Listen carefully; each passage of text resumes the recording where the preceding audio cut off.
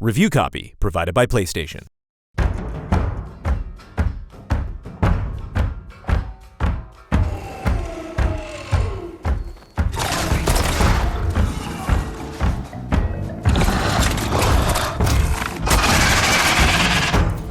Following their affection for fighting massive wars with wild tech, Guerrilla Games forged a new franchise on the PlayStation 4 with Horizon Zero Dawn in 2017. The game cinched this new world as essential to the PlayStation pipeline, but it was clear the ideas on display could be even better with time and feedback. Its sequel, Forbidden West, gives Guerrilla the chance to flex their muscles on the PlayStation 5. They emerge in this new land capable and confident to deliver a creative world with a dynamite campaign. I'm running out of time. The land is dying. Zero Dawn's conclusion was full of triumphant victories, but also mystifying questions. To find the answers and prevent a second apocalypse for mankind, Aloy leaves her homeland and rides toward the sunset. The journey has her following and bantering again with Silence, her villain or mentor depending on the circumstances, portrayed with a pleasantly humored wit and dangerous confidence by returning actor Lance Reddick. I've been having problems of my own these past 6 months, Aloy. The difference is, I've made progress. A few of Aloy's old friends show up every now and then, and she makes dozens more, but these allies never join her for long. She's a lone wolf, a point her friends remind her of and challenge on a regular basis, and her standoffish nature leads to some of the story's biggest problems. Ashley Birch picks up right where she left off 5 years ago and commits to Aloy's suicidal roller coaster mission with unquestionable allegiance. She meets all of the supporting cast's best moments with an equal amount of patience and understanding. How about you slow down and take me through it? The pace dips on occasion because Aloy's emotional journey doesn't have many places to go. She's constantly surrounded by people that have a much looser grasp on what's really going on in this crumbling hellscape. This makes exploring the West with her exhilarating for the most part, but that energy is often stifled when Aloy engages in conversation. Water's coming in. From the surface? But not from where I came in. There must be another source. And if I find it and open it up... Aloy's tired all the time, and for good reason, as she carries the weight of the world on her shoulders. It's not uncommon for open-world heroes to deliver mostly one-note performances that work for all occasions, whether they're checking off whimsical side quests or steering back to the main story. So Aloy getting hamstrung in her earnest attempts to make things better is an unfortunate byproduct of an otherwise excellent storyline. She's so committed, but her diatribes get tiresome by the end of the long road. If you don't put that down, I'll come over there and show you how that game ends. Aloy also has something to say about almost everything, and aside from muting speech entirely, there's no way to reduce her commentary in the audio settings. Green shine. I'm in luck. It was an issue in the first Horizon, and it's gotten worse. Sometimes these declarations can lead to helpful discoveries or add much-needed warmth to a string of potentially lonely missions, but most of the time, they're unnecessary and annoying. Snow's melting on my clothes. Great. 40 hours into the campaign, you're likely well aware that healing berries are good to have, or that picking up an item in excess of your held inventory will send it back to your stash at camp. But Aloy reminds herself like you're in dire need of a tutorial.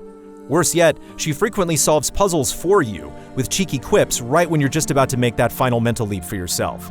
It's hard to begrudge such a dense script and heartfelt performance, but there should be a way to set things up so you can take in the scenery without the constant muttering. Now, let's find out what these guys are up to. Those issues aside, the acting performances in Forbidden West are simply incredible. Even minor characters continually shine, from salvage contractors in over their head, "You have got to help me," to weapons manufacturers with a zest for destruction. I'm not saying it's a bad idea, I'm saying it's overkill. It's a weapon! Kill is the point. You're always meeting new people with new faces and problems, and the way they establish the world's borders and explain its rules is charming. Nearly every scene in Forbidden West is given surprising heft and focus, whether it comes from the quality of the script, composition of the camera, or devotion of the actors involved. Even though the world can get mighty ridiculous with its bizarre rituals and outlandish costumes, the game still manages to keep the story grounded, one profound cutscene at a time. It's worth noting that if you skip the first Horizon, you'll be racing to catch up, even if you watch the story so far prologue in Forbidden West. Some big story bombs were dropped at the end of the first game, and if you really want to connect to this world and Aloy's struggles, it's hard to imagine it all making as much sense if you didn't play Zero Dawn. Just like I thought.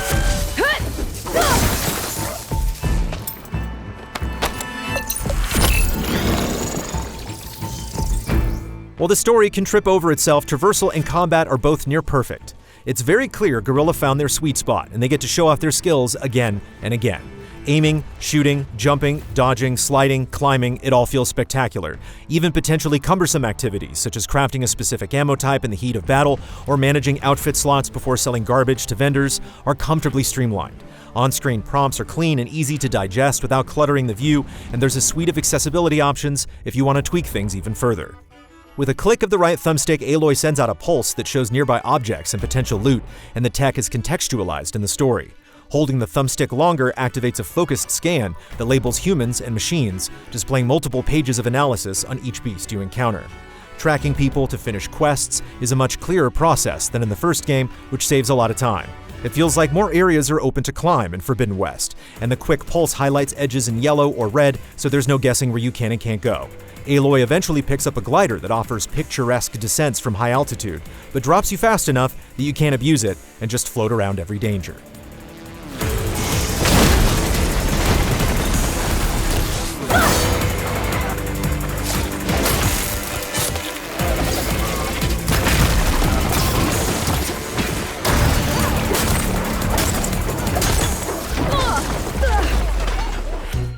Fighting crazy animal robots is as thrilling at hour 30 as it is at hour 3. The weapon wheel gives you the ability to rapidly cycle through 6 different projectile types and several elemental ammo options while Aloy's sliding on her knees past a rampaging machine. Zooming in while a weapon is drawn slows time, and in these tight windows of slow-motion aiming, the calculated nature of the seemingly chaotic combat comes to light. Not only is there a huge cast of machines, some classes have apex or elemental variants that exhibit their own quirky behaviors and deadly attacks. When taking down a machine, Aloy can go for critical parts and kill them quickly, spend time stripping off valuable trade material, bullseye canisters with a matching element to start a chain reaction, or knock off a huge weapon and then pick it up and blast away. There's a weapon for every season, whether you want to focus on humans riding machines or harvest resources instead of doing quick damage. If anything, the arsenal can feel excessive, considering you're likely to grow into a loadout you favor and stick to it when things get rough. Still, the options available are varied and appreciated, down to skill specializations, perks from food you eat, and bonus stats for each weapon and armor piece.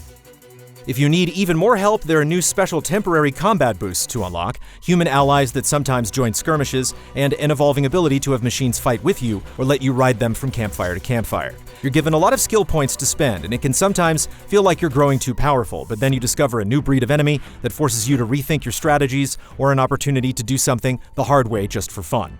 The game is as tough as you want to make it, with multiple difficulty settings, including a custom option, so you can pick the parts that you want to challenge you the most. Aloy spends most of her time at range, but fighting pits located in the major settlements unlock additional resources and trophies. On the side, a few characters are down to play Machine Strike, a tactical board game with pieces to collect and strategies to master.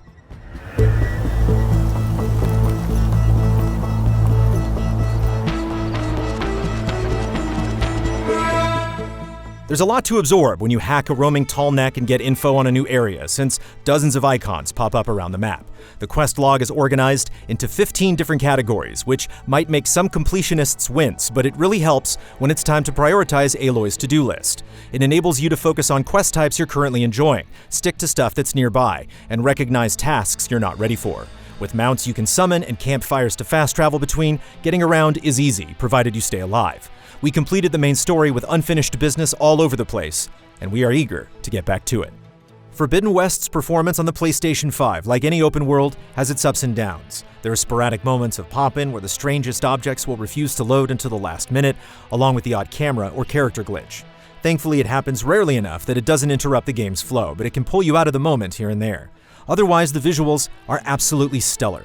Aiming in slow motion renders the ballistic combat beautifully, and blowing up these machines and then stealing their guts never gets old. Chaotic weather patterns occasionally cross Aloy's path to make fights even trickier if you choose not to wait it out, and while the underground portions of the map are packed with some of the biggest story secrets, a few overworld areas we'll avoid showing here are just as spoilery and delightful to discover.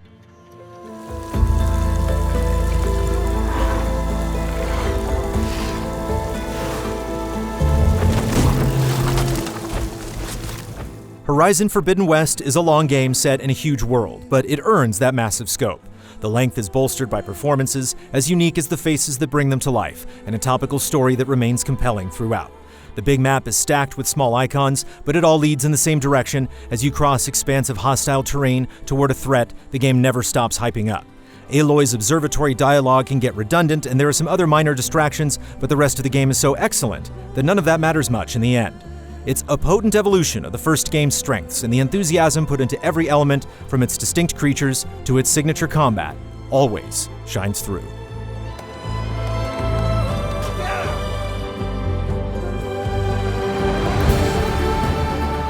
Final score, 9 out of 10.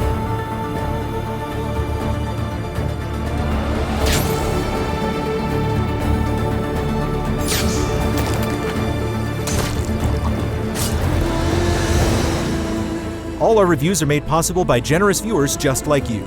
Check out patreon.com/EasyAllies to keep Easy Allies going and get access to exclusive shows like Trash Babies, where we pass the controller dumpster diving through low-rated games.